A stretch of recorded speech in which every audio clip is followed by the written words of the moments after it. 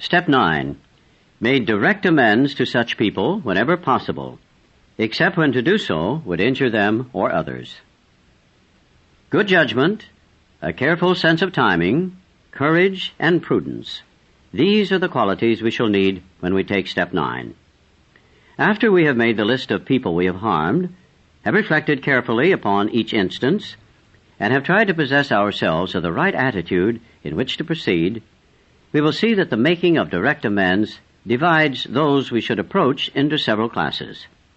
There will be those who ought to be dealt with just as soon as we become reasonably confident that we can maintain our sobriety.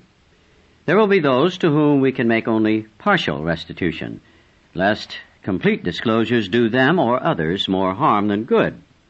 There will be other cases where action ought to be deferred, and still others in which by the very nature of the situation we shall never be able to make direct personal contact at all. Most of us begin making certain kinds of direct amends from the day we join Alcoholics Anonymous. The moment we tell our families that we are really going to try the program, the process has begun. In this area, there are seldom any questions of timing or caution. We want to come in the door shouting the good news.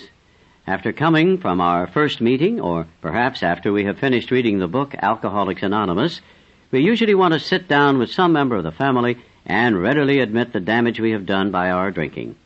Almost always we want to go further and admit other defects that have made us hard to live with.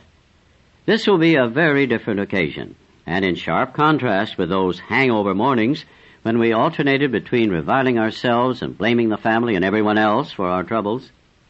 At this first sitting, it is necessary only that we make a general admission of our defects. It may be unwise at this stage to rehash certain harrowing episodes. Good judgment will suggest that we ought to take our time. While we may be quite willing to reveal the very worst, we must be sure to remember that we cannot buy our own peace of mind at the expense of others.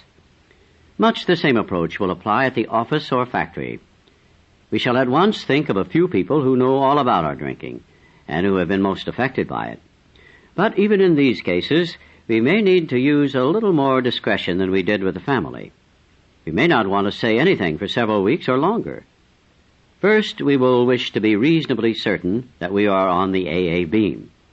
Then we are ready to go to these people to tell them what AA is and what we're trying to do. Against this background, we can freely admit the damage we have done and make our apologies. We can pay or promise to pay whatever obligations, financial or otherwise, we owe. The generous response of most people to such quiet sincerity will often astonish us. Even our severest and most justified critics will frequently meet us more than halfway on the first trial.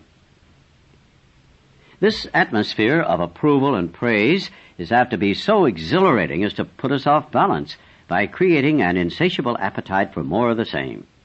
Or we may be tipped over in the other direction, when in rare cases we get a cool and skeptical reception. This will tempt us to argue or to press our point insistently, or maybe it will tempt us to discouragement and pessimism. But if we have prepared ourselves well in advance, such reactions will not deflect us from our steady and even purpose. After taking this preliminary trial at making amends, we may enjoy such a sense of relief that we conclude our task is finished. We will want to rest on our laurels. The temptation to skip the more humiliating and dreaded meetings that still remain may be great. We will often manufacture plausible excuses for dodging these issues entirely. Or we may just procrastinate, telling ourselves the time is not yet, when in reality we have already passed up many a fine chance to right a serious wrong. Let's not talk prudence while practicing evasion.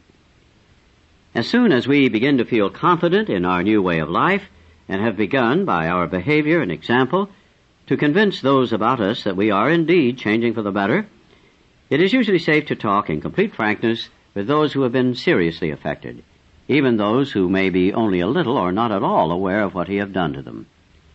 The only exceptions we will make will be cases where our disclosure would cause actual harm. These conversations can begin in a casual or natural way, but if no such opportunity presents itself, at some point we will want to summon all our courage head straight for the person concerned and lay our cards on the table. We needn't wallow in excessive remorse before those we have harmed, but amends at this level should always be forthright and generous. There can only be one consideration which should qualify our desire for a complete disclosure of the damage we have done. That will arise in the occasional situation where to make a full revelation would seriously harm the one to whom we are making amends, or, quite as important, other people. We cannot, for example, unload a detailed account of extramarital adventuring upon the shoulders of our unsuspecting wife or husband, and even in those cases where such a matter must be discussed, let's try to avoid harming third parties, whoever they may be. It does not lighten our burden when we recklessly make the crosses of others heavier.